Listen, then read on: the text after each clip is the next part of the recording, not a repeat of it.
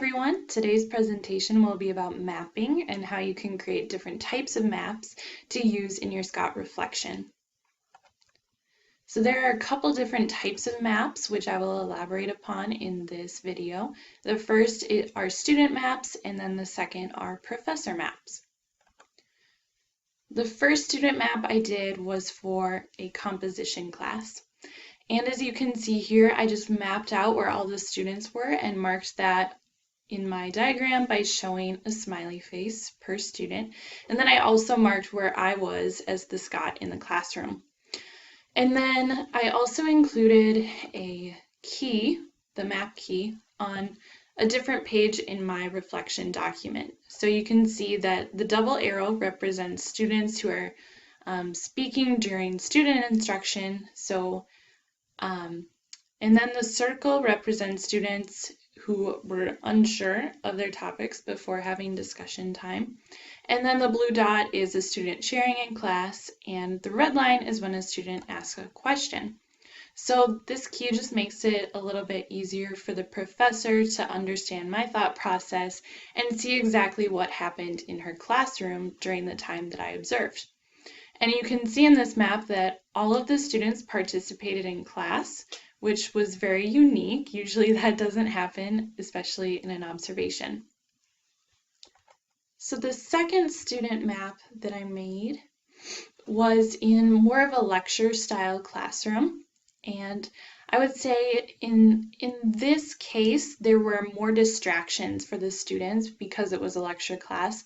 There were more technology disturbances, I would say, and also more chitter-chatter among the students than in the composition student map that I made before.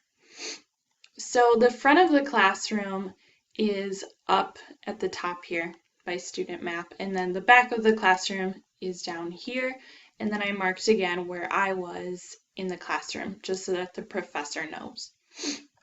And then I also included a map key for this map as well, but I did it in a little bit of a different way. I decided to write it out in paragraph form and just elaborate upon each one of the symbols that I had included.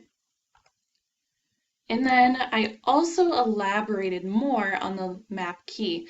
This was because I saw a lot more things in this class, and so I just wanted to bring some of those things to the professor's attention. I talked about the technology disturbances that I saw, and then I also talked about who had a laptop with them, who didn't, where each student was, and as you can see in the map, oops, wrong way. As you can see in the map, I marked that by doing 1A, 2A, 3A. Each seat had a different letter and number corresponding to it, which worked for this kind of bigger style classroom, whereas the composition one, I didn't really feel the need to do that. Whoops, I'm going the wrong way. Alrighty.